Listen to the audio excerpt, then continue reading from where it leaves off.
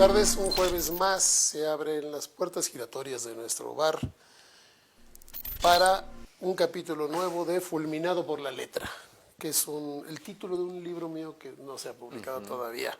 Que vas a publicar. Volvemos a tener a un escritor yucateco, el segundo que nos acompaña. Un joven escritor, ya no tan joven como cuando te conocí hace 25 años, que coincidimos. 25, mejor no digas edades. Coincidimos en un taller literario. En un diplomado estupendísimo con unos maestros de primer mundo.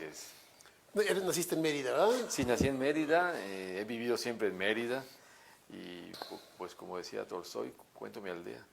Absolutamente. Tus premios, ¿no? Vamos a hablar de... ¿Eres o eras cuentista? Soy cuentista realmente. ¿Esa es tu real vocación? Siempre he amado al cuento, he defendido al cuento. Cuando me han invitado a foros es para hablar de cuento. Y el premio más importante que tengo, que es el Max Aub, de España, pues es un premio de cuento. Y recientemente incursioné en la novela, le fui infiel, como dice Agustín Monreal, al cuento con la novela. Y pues sí me dio trabajo, lo debo reconocer, porque los que estamos acostumbrados a escribir relatos o cuentos somos demasiado perfeccionistas y siempre estamos pensando en darle una redondez a todo lo que escribimos. Y en los capítulos de las novelas, pues las novelas... Sí, y cuando vas en la página 200. Sí, se dejan como acariciar de otra manera, son menos rebeldes, las novelas tienen su propio tiempo, ¿no? Y eso lo fui entendiendo ya cuando iba terminando. Yo he discutido 20 años con los cuentistas, que ya ves que nos ven a los novelistas como de segunda división. Así es.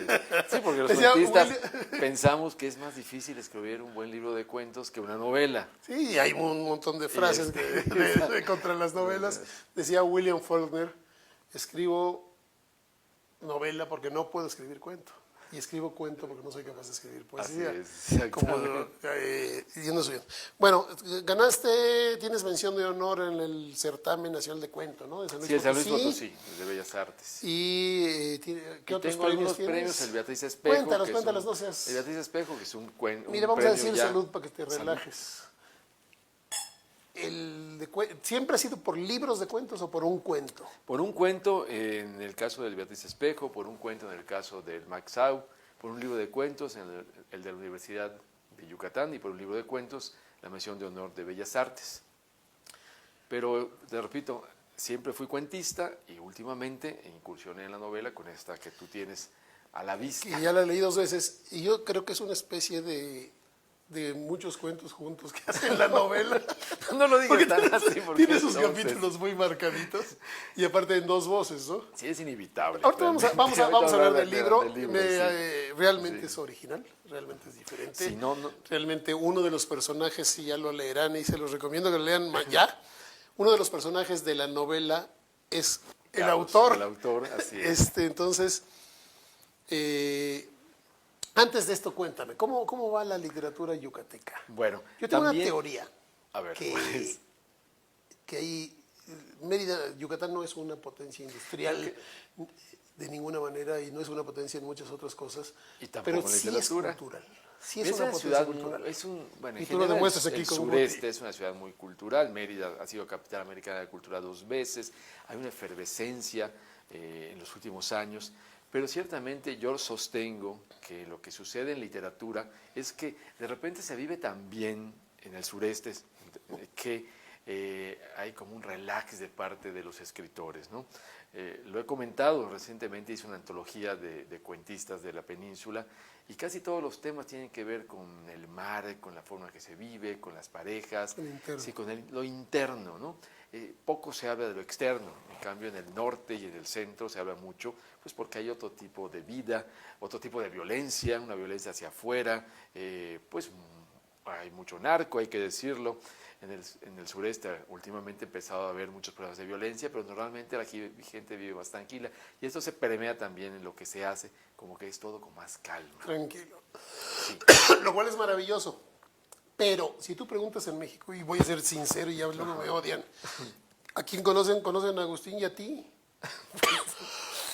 no han salido de Mérida otros escritores que yo sé que son muy buenos. Es complicado, fíjate que yo he pugnado porque se conozca más la literatura del sureste, y cuando puedo, prueba de ello es esta antología, pero las editoriales, y esto también no es un reclamo, es un hecho, prefieren la literatura con más violencia que la literatura que tenga el sentimiento hacia adentro, pues porque se vende más, porque hay más acción, porque todo va más rápido. Sergio González Rodríguez lo decía, él decía que la literatura del norte, los escritores y los del centro toman las cosas desde el principio, desde un principio jalan parejo y empiezan a contar la acción. En cambio, la literatura del sur, todo empieza como vuelvo a repetir, desde adentro, y todo va con más tranquilidad, ¿no? Gris. Y esto como somos porque tú también eres yucateco. Yo soy nacido en Mérida.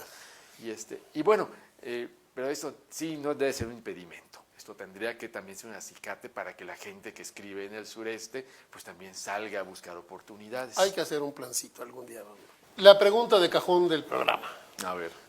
¿Por qué diablos? Yo te conocí, eras empleado de una empresa transnacional. Y sigo siendo empleado de una empresa transnacional. ¿En qué momento decidiste que querías ser escritor? ¿O por qué diablos, como digo yo, decidiste ser escritor? Mira, siempre quise ser escritor, lo confieso, y en esta novela hay algo de mi autobiografía, lo voy contando. Mucho.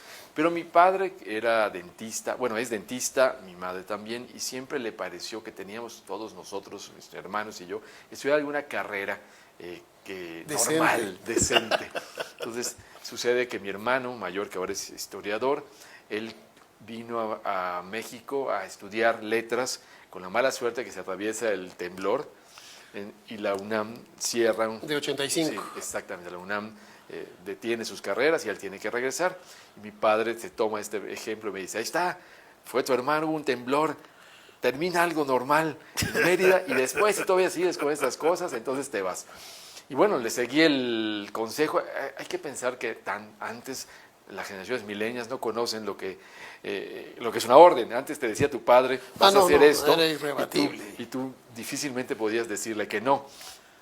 Y estudié una carrera que es administración, te lo he contado, y con tan mala o buena suerte que una empresa muy grande fue a la escuela un día a buscar a los mejores promedios, y estando yo todavía en sexto semestre empecé a trabajar, y con tan buena o mala suerte que me empiezan a pagar una cantidad que yo no hubiera creído nunca. Soñado.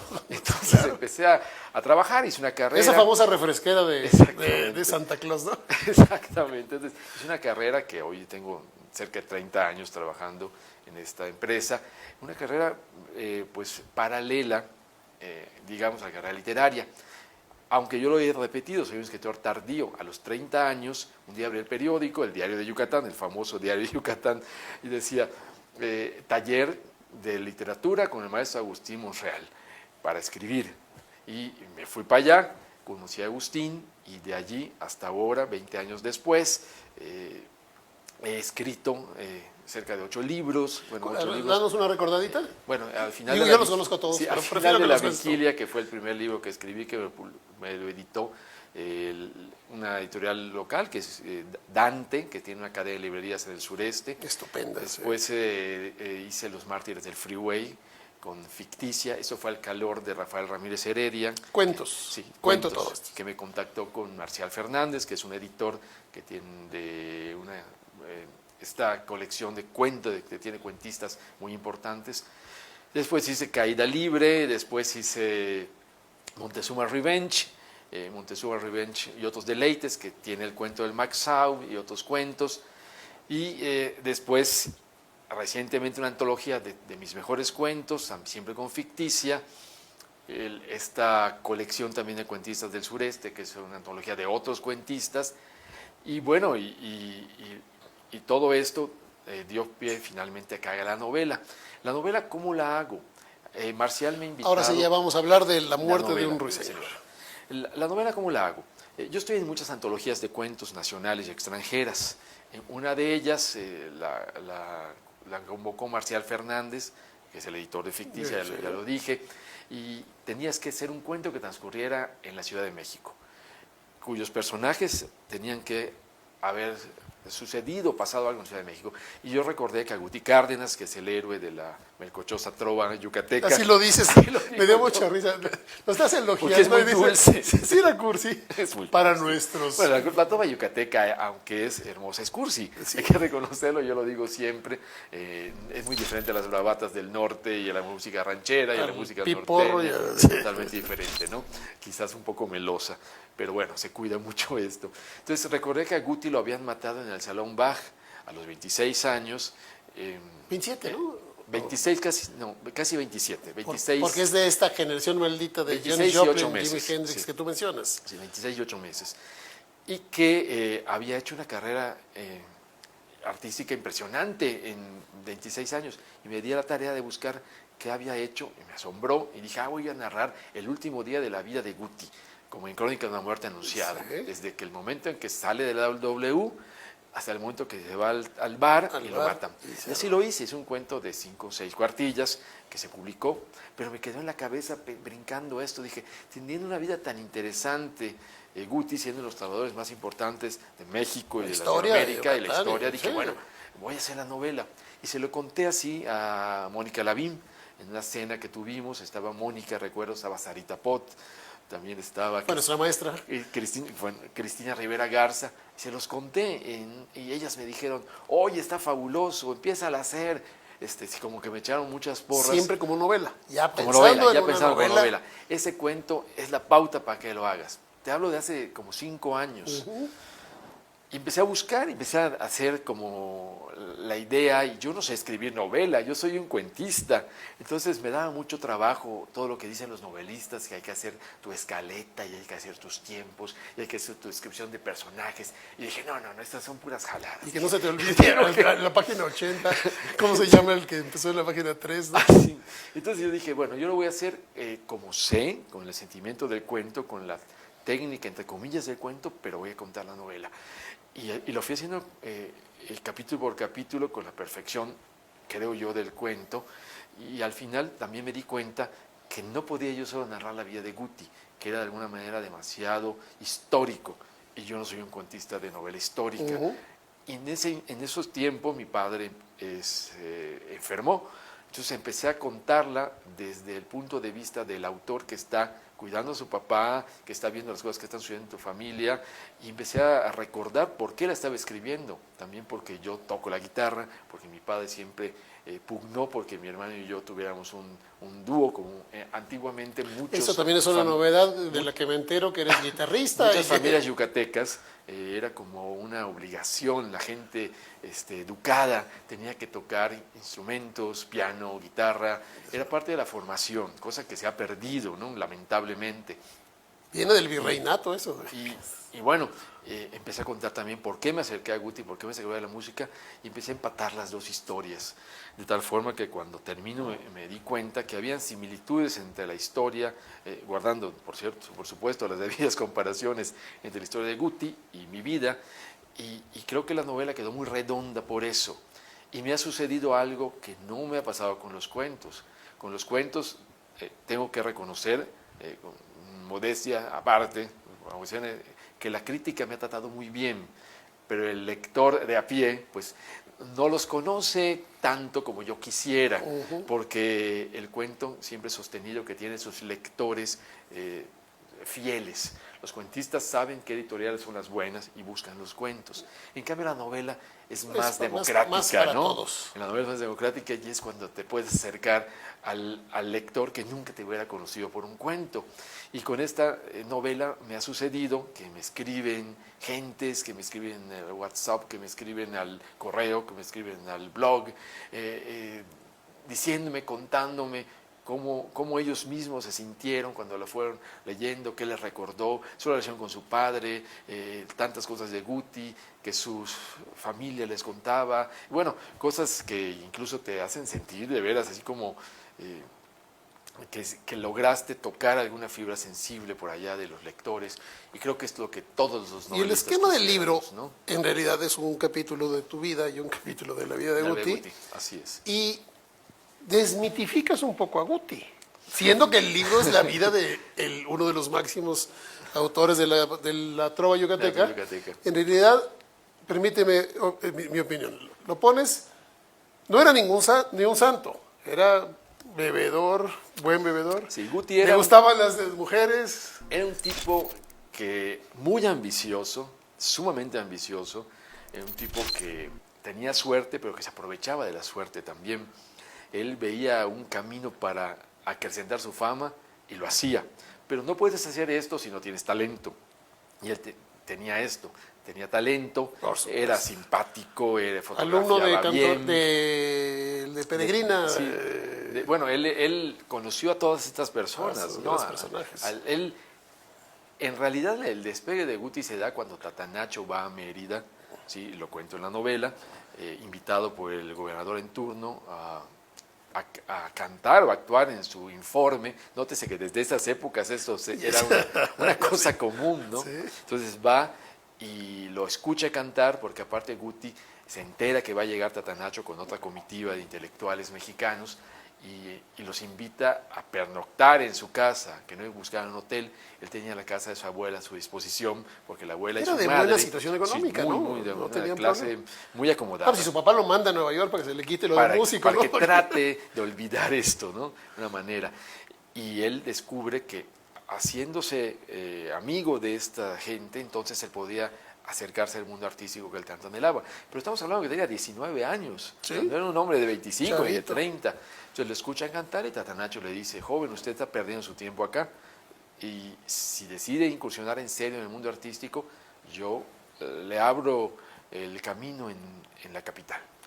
Y Guti le toma la palabra. Y digo que también lo desmitificas un poco porque de alguna manera es culpable del pleito de la muerte, ¿no? Sí, que siempre han dicho mujeriego, un borracho. Él estaba casado con una norteamericana, que yo sostengo y lo digo en la novela, que probablemente se casó con ella para obtener la nacionalidad y hacerle todo más fácil, porque él vivió mucho tiempo en Nueva York.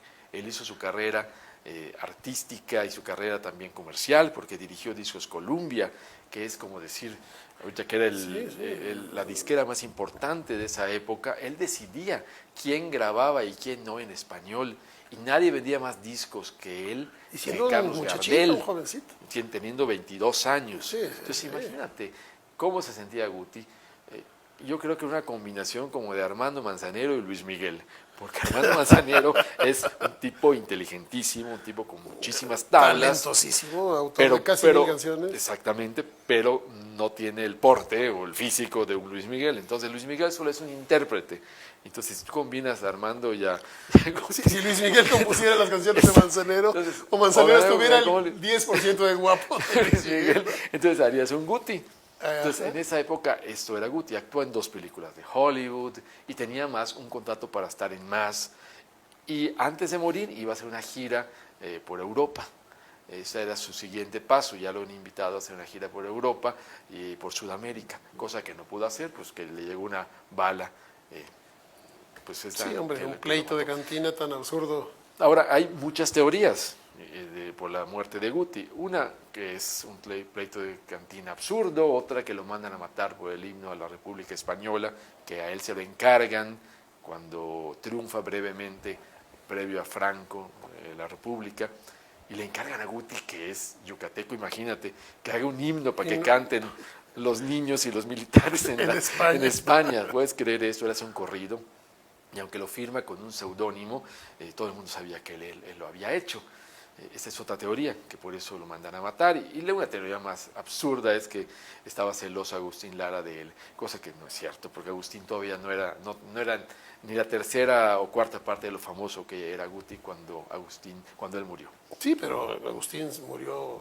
Sí, mucho viejo después, y ¿no? Claro, a los 27 años. Así es. A la misma, bueno, dices que 26 y cacho. Sí, cacho. A la misma edad maldita de Janis Joplin, de Jim Hendrix y todo esto. Y de Jim Morrison. Forever 27. El Forever 27.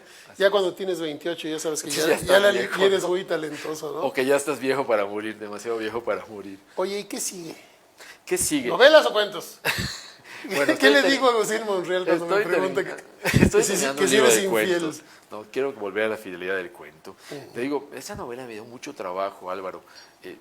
Y cuando uno lee una novela de 200 páginas, no es una cosa como para que te dé tanto trabajo. Pero sí creo que porque no conocía bien la técnica y porque me obsesioné mucho con el tema. Incluso tenía largas noches de insomnio y dedicándome a ver qué podía seguir, cómo podía poner otro capítulo, y como que me desgasté mucho, ¿no? Entonces creo que en el cuento encuentro un remanso de paz, porque el cuento lo domino, porque el cuento claro, es como que ya lo conozco, ya nos conocemos el cuento y yo, ya él sabe que lo voy a seducir y con las técnicas tradicionales, entonces de alguna manera él me va a dar un poco de tregua para empezar otra novela, porque sí quiero hacer otra novela. Yo discuto mucho con los cuentistas en dónde se acaba el cuento y empieza la novela, en qué tamaño. Ana Clavel hace novelas de 70 páginas. Sí. Y hay cuentos de... Bueno, esa es una discusión interminable, ¿no? ¿Cuento largo o novela corta? Hay novelas, por ejemplo, que son cuentos. La famosa Batallas en el Desierto de José Emilio Pacheco es un cuento. De hecho, él cuando lo publicó en el periódico, que así se publicó primero, decía cuento, las batallas del desierto. Y le cambiaron la novela. Claro, porque finalmente la editorial tiene que vender, y vende mucho más una novela, decir, acabo de hacer una novela que acabo de hacer un cuento. ¿Y quién no lo ha leído? Todo y así, por el estilo, hay muchos casos que podemos mencionar entre cuento largo o novela corta. Carlos, el tiempo siempre es el enemigo aquí. Te agradecemos mucho que hayas venido de Mérida. ¿No nos trajiste cochinita o queso relleno? Traje unos merengues del Colón. Merengues del Colón o las bolitas de queso. Sí, cosa más maravillosa. Mérida está de moda, además. Sí, claro. Jóvenes, hay que leer. Es la vida de Guti Cárdenas, narrada por un escritor, ahora novelista, Carlos Martín, una de las plumas importantes de Yucatán actualmente y de México en general, porque esos premios que has ganado no son pecata minuta. Muchas gracias por venir, afortunado por la letra. Al contrario, hay que ir a ver si me ayudas a ir a Mérida a entrevistar a 3 escritores que tú me ayudes a elegir. Conozco buenos. Y nos llevamos aquí a los jóvenes de las cámaras y les invitamos a comer un queso relleno para que vean lo que es bueno. Lo que es verdaderamente un queso relleno hecho en Yucatán. Como Dios manda, ¿no? De repente las cosas que llegan por acá y dicen que esto es queso relleno. Salud, Carlos, muchísimas gracias por venir. Álvaro. Por viajar gracias por tanto, por llegar aquí. Por la letra. Jóvenes, nos vemos el próximo jueves por acá y muchas gracias.